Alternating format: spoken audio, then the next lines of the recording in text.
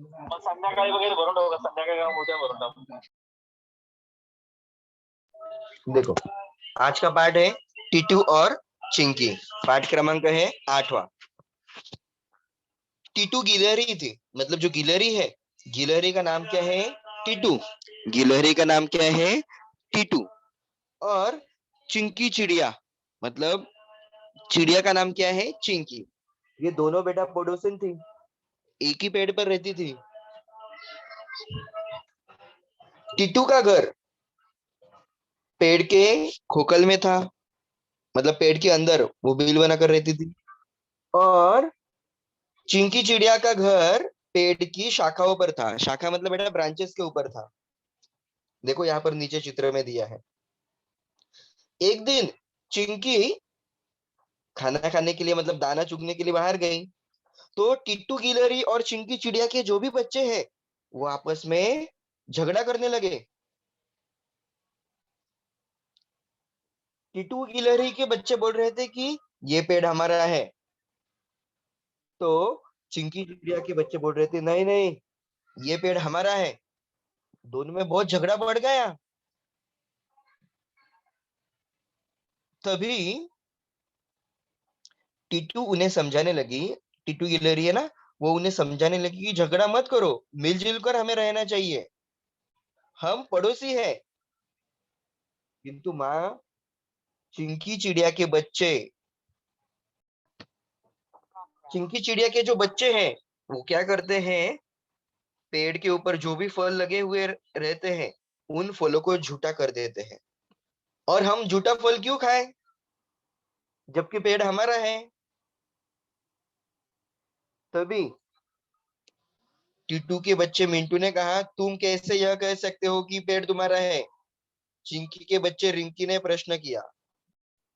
टीटू गिलहरी के बच्चे क्या बोल रहे थे कि हम इस पेड़ के खोखल में रहते हैं, इसलिए ये पूरा पेड़ हमारा हो गया। पेड़ के शाखाएं भी हमारी हो गई, शाखाएं मतलब ब्रांचेस भी हमारी हो गई।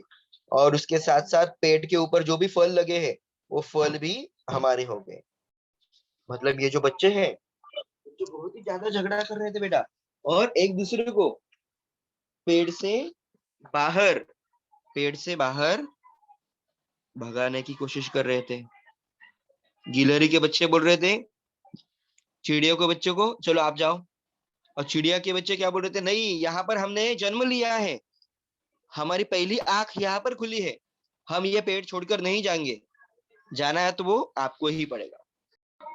उनकी माँ क्या कह रही थी कि बहुत पुरानी बात है, जब तुम्हारा जन्म भी नहीं हुआ था,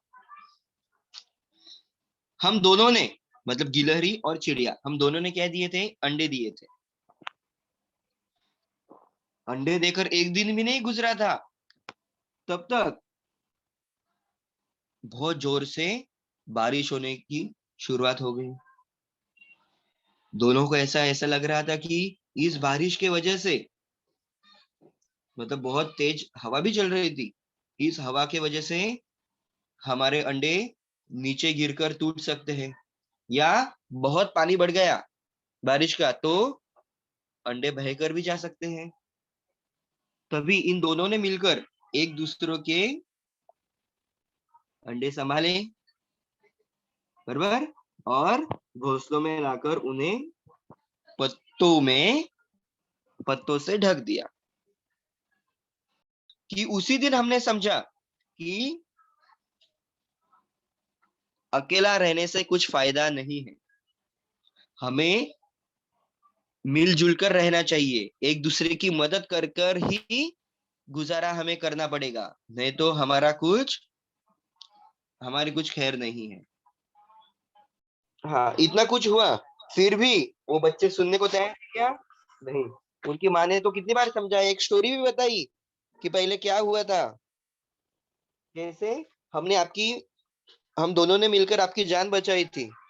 फिर भी ये बच्चे देखो सुनने को तैयार ही नहीं है, और क्या बोल रहे हैं, नहीं नहीं, मतलब चिड़िया के बच्चे कह रहे हैं कि गिलहरी को पेड़ छोड़ना है, और गिलहरी के बच्चे कह रहे थे कि चिड़िया को घर, मतलब ये जो पेड़ है वो छोड़ना ही है। तो इस बात का सांप ने फायदा उठाया, सांप को लगा अरे वाह अभी ये अच्छा मौका है, दोनों झगड़ा कर रहे हैं, मैं क्या करूंगा, पहले गिलहरी के बच्चों को खा डालूंगा, निकल जाऊंगा, मतलब पहले उसको खा डालूंगा, बाद में चिड़िया के बच्चे हैं उनको खाऊंगा। सांप जैसे ही पेड़ पर चढ़ने की कोशिश कर रहा था, वैसे ही जो चिड़िया है, चिड़िया को दिख गया कि अरे बाप रे सांप ऊपर आ रहा है। चिड़िया ने तुरंत टीटू गिलहरी को बता दिया कि बहना संभलना, सांप ऊपर आ रहा है। और चिड़िया क्या करने लगी, फटाफट पेड़ के ऊपर चोंच मारने लगी। जैसे वो चोंच मारती थी, वहां से सफेद सफेद रंग का चिपचिपा पदार्थ, गोंद जैसा पदार्थ, बहुत चिपचिपा रहता है बेटा, वो बाहर आने लगा। और उस चिपचिपाहट की वजह से सांप को पेड़ पर चढ़ना मुश्किल हो रहा था। चिड़िया को मदद करने के लिए उसके दोनों बच्चे भी आ रहे थे। उनकी चोंच अभी तक नरम ही थी, फिर भी वो मदद कर रहे थे।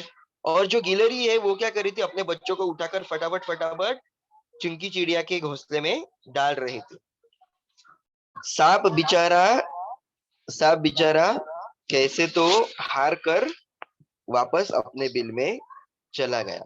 तभी टीटू और चिंकी के बच्चों ने एकता की ताकत को देखा और समझा। साथ ही में पड़ोसी धर्म को भी समझ लिया। अब उन्हें माँ के समझाने की जरूरत नहीं थी। वे जान गए कि एक और एक 11 होते हैं।